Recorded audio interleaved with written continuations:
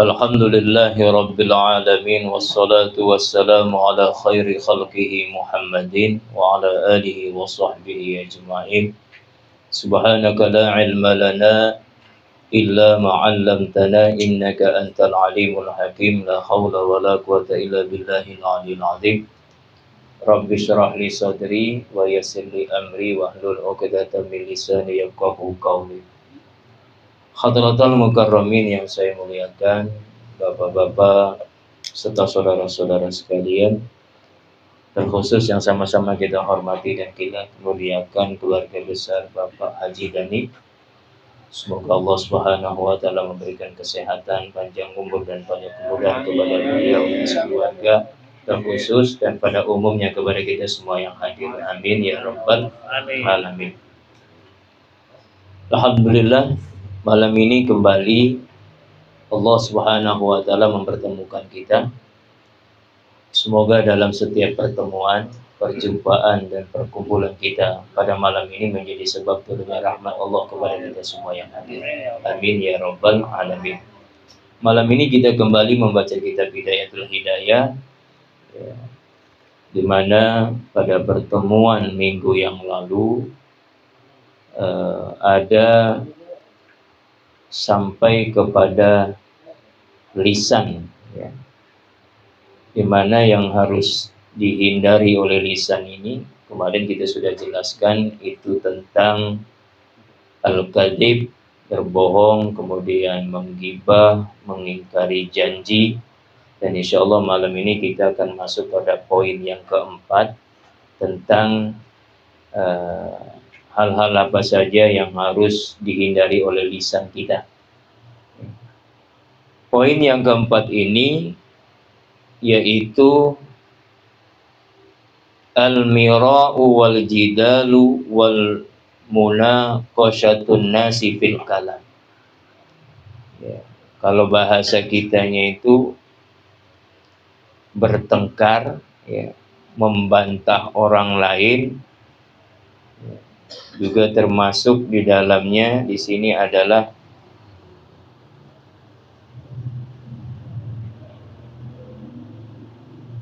mencela orang lain.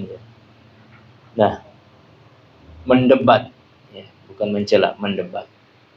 Jadi mendebat orang lain itu dampak yang akan dirasakan itu adalah menyakiti orang lain, ya, yang kemudian membodohinya dan mencela. Maka setelah itu akan muncul pada orang tersebut membanggakan dirinya, merasa dia itu paling pandai, paling berilmu. Yang tanpa ia sadari dengan perbuatan mendebat tadi, maka sesungguhnya dia telah menghancurkan kehidupan orang lain. Ini bahaya.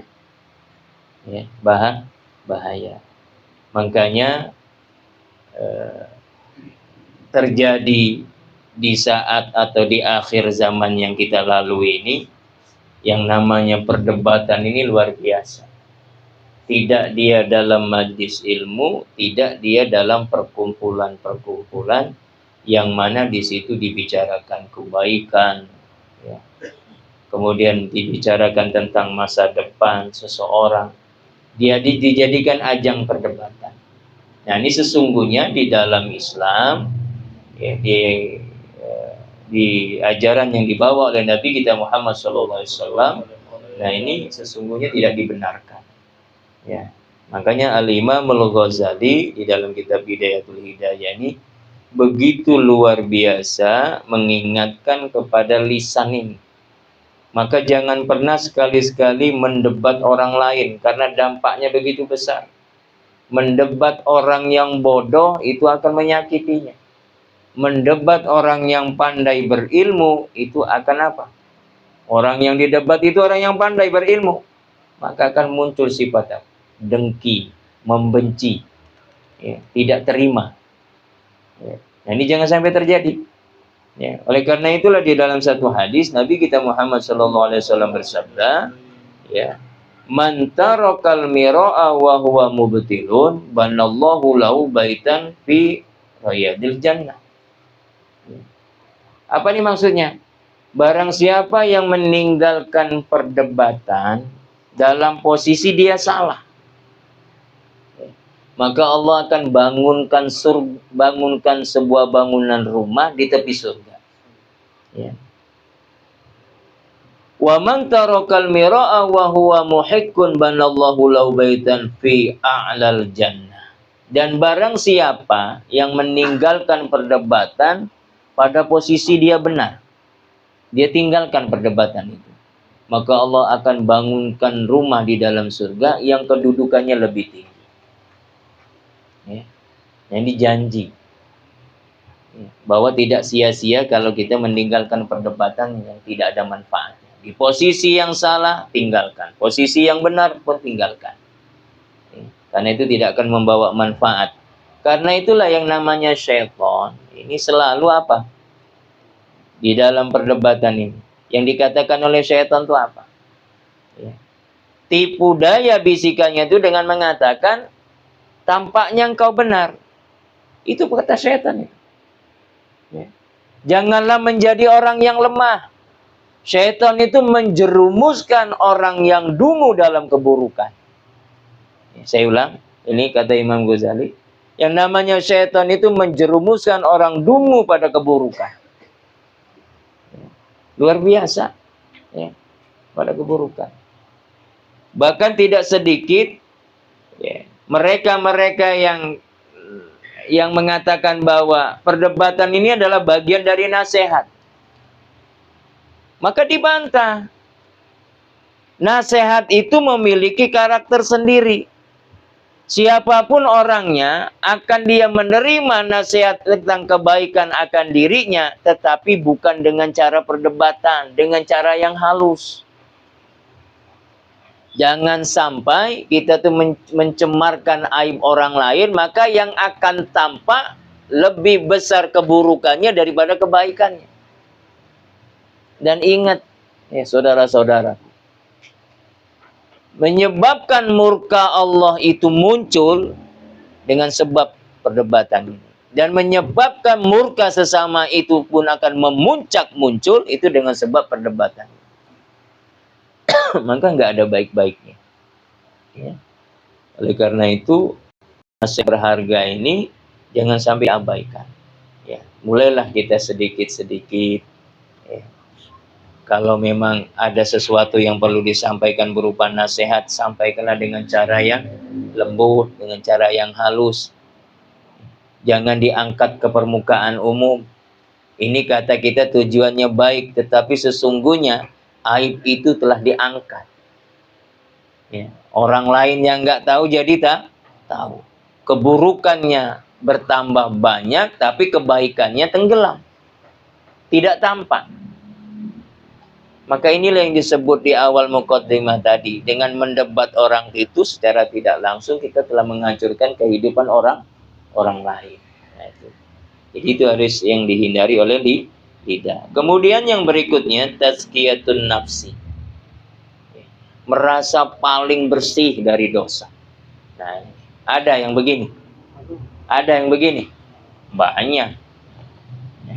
Merasa bersih dari dosa. Merasa bersih dari dosa. Padahal Allah Subhanahu wa taala mengingatkan di dalam Al-Qur'an Karim, di dalam firman-Nya, "Fala tuzakku anfusakum huwa a'lamu biman ittaqa." Ya. Apa nih maknanya? Ya. Disebutkan bahwa jangan merasa paling suci. Ya. Dia Allah yang paling paham siapa di antara kalian itu yang paling bertakwa. Ya. Maka tatkala dosa-dosa yang kita perbuat, kita akui saja. Saya, antum semua yang hadir ini berpotensi melakukan dosa. Dari kita mengawali, bangun dari tidur, sampai nanti kembali kepada tidurnya. Bagi mereka yang ketika dia mengawali tidur malam itu, bagi yang paham, dia tidak akan langsung memejamkan matanya. Ia ingat, dari awal dia beraktivitas apa yang telah saya perbuat. Kesalahan apa yang telah saya lakukan. Adakah lisan ini telah menyakiti hati saudaranya? Maka ini menjadi PR bagi dirinya, nanti akan menapaki hidup di esok hari, itu tidak akan pernah ia lakukan. Sebagai apa? Bahan renungan, perbaikan bagi dia di dalam menapaki kehidupan selanjutnya. Ya. Jadi jangan pernah merasa paling bersih. Yang mengetahui itu adalah hanya Allah. Karena itulah wakila li ba'dil hukama, ya, masjidul qabih. Dikatakan ini, ya, para ahli hikmah mengatakannya apa? Apa sih yang dinamakan dengan jujur yang buruk itu? Ini ahli hikmah. Mereka mengatakan sana'ul mar'i ala nafsi, membanggakan dirinya di hadapan orang lain. Nah, ini jujur tapi buruk. Ada yang begitu? Banyak. Ya. Merasa dirinya lebih dari orang lain. Si fulan itu belum ada apa-apanya. Kecil. Ya. Kalau sekedar ngimami sholat, aku baca. Hah? Ada yang begitu? Bang. Kalau ceramah, kultum 7 menit, 10 menit bisa. Pokoknya tuh nggak ada harga dirinya orang itu di hadapan dia. Merasa dia lebih baik. Yang kemudian nanti sifat yang demikian ini membangga-banggakan di hadapan orang lain. Nah, ini yang nggak boleh. Jujur tapi ini nggak baik. Jujur tapi buruk. Ya. Maka jangan dilakukan dah yang begituan ya.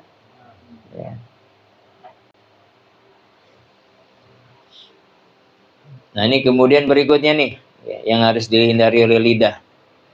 Mencela. Tidak boleh mencela semua makhluk Allah, termasuk di dalamnya tidak hanya manusia, hewan pun makanan. Nabi SAW semasa hidupnya nggak pernah itu mencela. Beliau kalau makanan itu enak dimakan, kalau nggak enak ditinggalkan. Nggak pernah dicela. Dan nggak pernah diungkapkan nih makanan gak enak, siapa yang masak sih? Nggak bisa apa masaknya? Nggak ngerti selera saya apa? Nggak ada yang begitu. Sampai pada kehidupan rumah tangga pun kenapa Nabi SAW mencicipi makanan, minuman yang disuguhkan oleh istrinya. Katanya lemah. Taunya apa? Keasinan, kurang garam. Kita tidak dengan bini itu. Macam masak pun tak kau ni. Kalau tahu cak ini, urung membini dengan kau. Bedanya masak dengan jando sebelah itu. Dah mulai yang beda-beda. Membanding-bandingkan. Ya. Itu ada benernya tuh TikTok yang di HP itu. Setan gepeng ini kan ada baiknya, ada buruknya. Disuruh nyicipi makanan oleh bininya. Enak tak? Enak, nikmat. Tapi rasanya ini nggak asing di lidah. Nggak taunya sering makan di jando sebelah. Nah, itulah makanan yang dibodeng dari jando sebelah. Ini nggak diajarkan yang demikian. Jadi artinya apa? Keinginan yang membumbung tinggi tidak sesuai dengan apa yang diharapkan, maka itu tidak membuat dirinya itu mencela, tetapi sebaliknya berusaha semaksimal mungkin untuk tidak menyinggung perasaan orang. Nah, ini sulit, ya. Sulit. Ya. Makanya ada guru-guru gitu ngomong, kalau nak jadi wali itu mudah. Isi kitab Bidayatul Hidayah ini diamalkan sudah jadi wali. Kita selama ini jadi wali, Pak. Tapi wali santri, wali murid, wali kelas.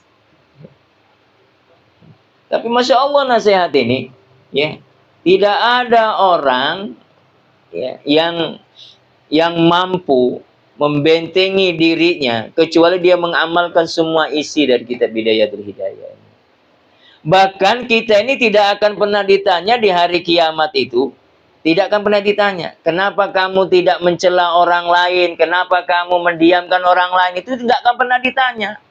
Sampai-sampai yang namanya syaitan yang selalu menjerumuskan, mencelakakan kita, pada saat itu kita lupakan, itu tidak akan pernah ditanya.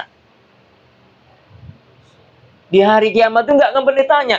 Tapi di saat kita ini mencela orang lain, nah ini yang luar biasa. Celaan itu akan menjadi bumerang bagi dirinya. Dan itu ada pertanggungjawaban nanti di hadapan Allah. Maka jangan pernah mencela, bahasanya begitu. Ya, sudah dah. Ya, anggap saja angin berlalu. Tidak senang, tidak senang itu biasa. Ya, yang namanya manusia nggak ada kata menemui kata sempurna. Ya. Kemudian yang berikutnya, tidak boleh mendoakan tentang keburukan. Nah, kita dianiaya, kita dizolimi, kita disakiti, maka tidak boleh kita tuh mendoakan orang tersebut dengan keburukan. Tujuannya apa? Supaya impas. Tahu impas? Supaya terbayar. Ini tidak boleh. Yang benar, orang yang menganiaya kita tadi, itu kita serahkan kepada Allah. Biar Allah yang menyelesaikannya. Biar Allah yang mengatur segalanya. Maka tidak ada kepentingan bagi kita dibenarkan dalam syariat. Setiap orang yang menganiaya kita, kita doakan keburukan untuk dirinya. Supaya apa? Impas. Balance. Benar ngomong balance? Pak Nobri, benar, balance. Balance sama balance? Balance. Nah, ya, lurus-lurus lebih Pak jadi. Ya. Jadi itu. Ya, tidak boleh. Bahkan ada satu kisah, ada penguasa yang zalim namanya Hajjaj. Ini setiap orang mendoakan karena nih orang suka menganiaya penguasa yang nggak disenangi oleh rakyat. Selalu menganiaya, didoakan keburukan. Maka kata ulama, orang-orang yang mendoakan keburukan untuk Hajjaj itu, maka akan mendapatkan hukuman untuknya. Sebagaimana Allah menghukum Hajjaj ini ketika dia menganiaya banyak orang. Gak ada yang senang dengan penguasa yang satu. Pada satu ketika ada perubahan. Ketika dia berjalan di pasar sama dengan pengikutnya, ada seorang pemuda yang lewat, itu dipegang. Dipegang. Ya. Ditanya, sholat subuhnya berjamaah enggak? Kalau orang dulu, kalau ditanya sholat, itu tidak ditanya sholatnya di masjid apa di rumah, enggak. Cuma nanya sholat saja. Sholat subuhnya berjamaah apa enggak? Karena orang dulu kalau sholat pastinya di masjid. Kita beda. Kau ini sholat tapi tidak ketemu di masjid. Sholat tuh di rumah. Di rumah aku sholat. Ngajari pula. Itu nih lanang cak iyo sholat di masjid. Wong rumah ada di imam. Ini sholat yang baik di masjid. Ditanya oleh Hajjaj. Pemuda ini menjawab, saya sholat subuhnya berjamaah. Dilepaskan. Pengikutnya ini bingung nih, kenapa ya? Biasanya kalau yang orang ini mau salah, mau tidak, kalau udah dipegang itu dianiaya. Kalau enggak kuburan, itu rumah sakit, bahasanya begitu. Tapi dilepaskan. Ketika ditanya, wahai Tuanku, kenapa kau lepaskan? Karena saya tidak ingin menentang hukum Allah. Apa kata yang diucapkan oleh Nabi? Bahwa orang yang sholat subuh berjamaah itu dalam penjagaan Allah. Nah ini Hajjaj gak mau. Gak mau dia. Sampai-sampai ya, yang apa? Yang dilakukan oleh Hajjaj ini di luar dari kebiasaan, ya, perbuatan yang dia lakukan. Ya. Sampai-sampai orang yang biasa dizalimi, yang pada saat itu ikut merasakan penganiayaan tadi, pun merasa iri. Kalau tahu cak itu, aku sholatnya berjamaah, tidak akan pernah meninggalkan sholat tersebut. Nah inilah ya hakikat dari ada larangan bagi kita itu untuk mendoakan keburukan. Ya. Nah ini semoga kita juga masuk dalam ruang lingkup untuk mengikuti jejaknya orang-orang yang soleh itu, seberapa beratnya kehidupan yang dijalani, dikucilkan, ya, tidak diindahkan oleh orang lain, dipisahkan dari kelompoknya, itu jangan pernah merasa kecil hati. Biarlah kita di dunia itu tidak dikenal orang, biarlah di dunia itu kita dikucilkan oleh orang, tapi masyarakat langit itu menunggu kedatangan kita. Itu harapannya. Ya. Seperti yang pernah dialami oleh Uwais Al-Qarni. Kan luar biasa tuh. Ya. Dengan dia sibuk mengurusi ibunya yang sakit, sehingga orang-orang itu nggak mau bersahabat, menjauh dengannya, kemudian tidak ada yang mengenalnya. Sampai-sampai karena kesibukan dia mengurusi ibunya, hidup di zaman Nabi, tapi dia tidak pernah ketemu dengan Rasulullah. Tapi apa kata Rasulullah? Berpesan ke Sayyidina Umar, minta doa kalau ketemu dengannya. Uwais Al-Qarni itu di dunia nggak dikenal orang, tetapi di langit, masyarakat langit nggak ada yang nggak kenal dengannya. Semuanya mengenalnya. Karena apa? Ya. Karena dia tidak mementingkan dirinya. Mau dikenal di dunia itu nggak ada urusan. Yang penting tujuan akhir dari kehidupan tadi, apa yang diinginkan bersama, hidup layak, bahagia. Walaupun di dunia tidak menemui kebahagiaan, tapi ada kebahagiaan yang nyata, yang selama ini kita idam-idamkan. Ya. Seberapapun kebahagiaan yang kita jalani, yang kita rajut dengan keluarga saat ini hidup di dunia, itu kebahagiaan hanya dalam apa? Batasan waktu. Maaf saudaraku, banyak hartanya, nggak ada yang bisa menjamin keadaan hartanya di masa yang akan datang. Jangankan berbicara tentang hari, berbicara tentang detik, menit ke depannya kita nggak ada yang paham. Uang begitu banyak di rekening banknya, nggak ada transaksi, tiba-tiba mau transaksi itu uang sudah nggak ada. Jadi nggak ada yang pernah tahu. Artinya apa? Kebahagiaan yang kita rajut ini ada batasan waktu. Tetapi sesungguhnya kehidupan di dunia ini tadi, ya, dengan kita teraniaya, dengan kita tidak pernah rasa punya dendam kepada orang lain, teraniaya kita balas dengan kebaikan, teraniaya kita mendoakan orang yang menganiaya dengan kebaikan bukan dengan keburukan. Ya. Pada dasarnya itu doa untuk orang lain, tetapi doa itu akan kembali kepada kita. Itu hikmah daripada doa. Ya. Kadang-kadang orang nih sekarang ini, kalau habis sholat, kalau doa bersama, nggak ada yang mau mengaminkan.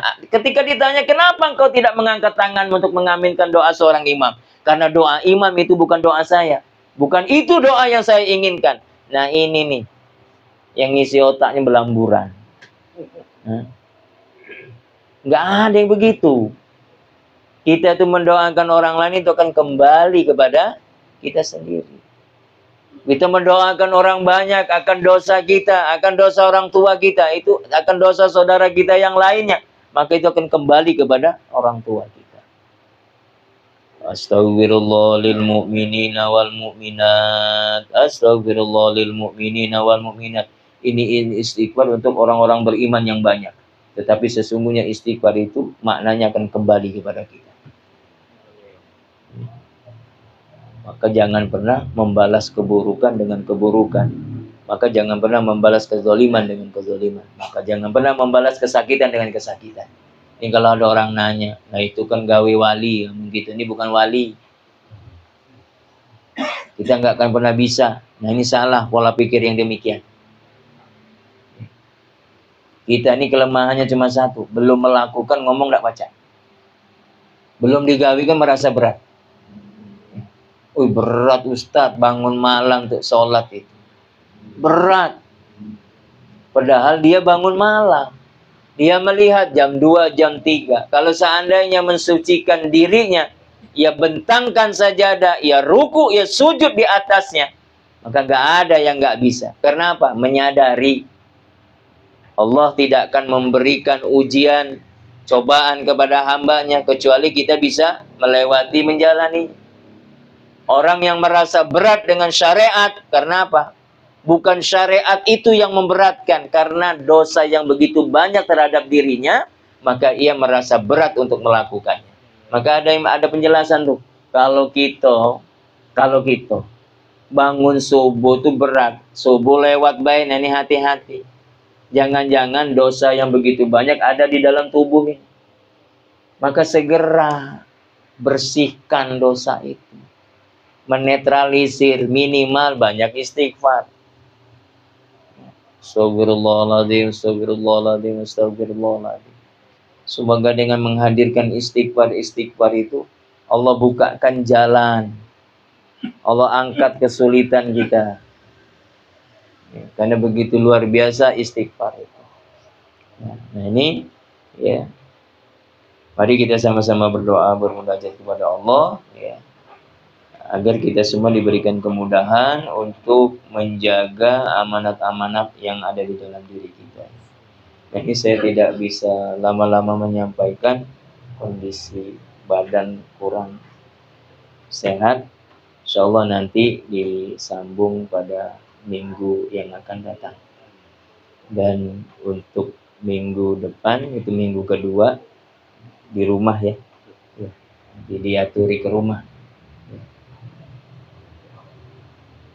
Nah ini ada keluarga dari Pak Haji Dhani yang sedang sakit, bernama Wahyu Saputra bin Suyanto.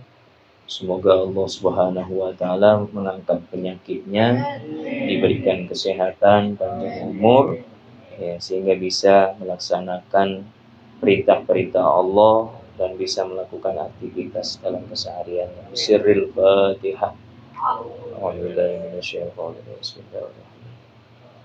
Alhamdulillahirabbil alamin. Ar-Rahmanir-Rahim. Maliki yaumiddin. Iyyaka na'budu wa iyyaka nasta'in. Ihdinas siratal mustaqim. Siratal ladzina an'amta 'alaihim ghairil maghdubi 'alaihim waladdallin. Amin. Bismillahirrahmanirrahim. Alhamdulillahirabbil alamin. Rabbana Allahumma shalli wa sallim ala sayyidina Muhammadin wa ala alihi washabbihi ajmain. ربنا تقبل منا إنك أنت السميع العليم وتب علينا إنك أنت التواب الرحيم اللهم يا من وفق أهل الخير للخير وعنهم لا يوفقنا للخير وإنا عليه ربنا آتنا في الدنيا حسنة وفي الآخرة حسنة وقنا عذاب النار صلى الله على سيدنا محمد وعلى آله وصحبه وسلم الحمد لله رب العالمين.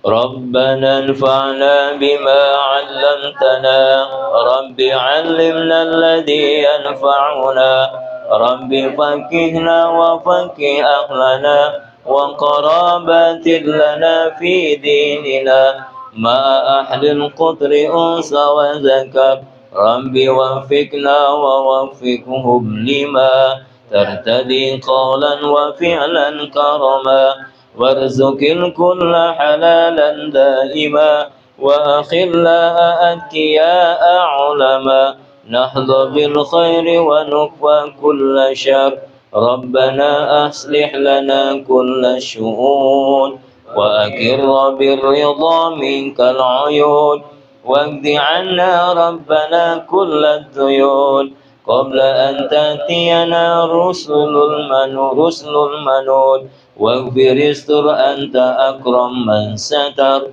وصلاة الله تغشى المصطفى من إلى الحق دعانا والوفاء بكتاب فيه للناس شفاء وعلى الآل الكرام الشرفاء وعلى الصحب المصابيح الغرر اللهم اهدنا بهداك واجعلنا ممن يسارع في رضاك ولا تولنا وليا سواك ولا تجعلنا ممن خالف أمرك وعصاك وحسبنا الله ونعم الوكيل نعم المولى ونعم النصير ولا حول ولا قوة إلا بالله العلي العظيم وصلى الله على سيدنا محمد وعلى آله وصحبه وسلم والحمد لله رب العالمين يا ربنا اعترفنا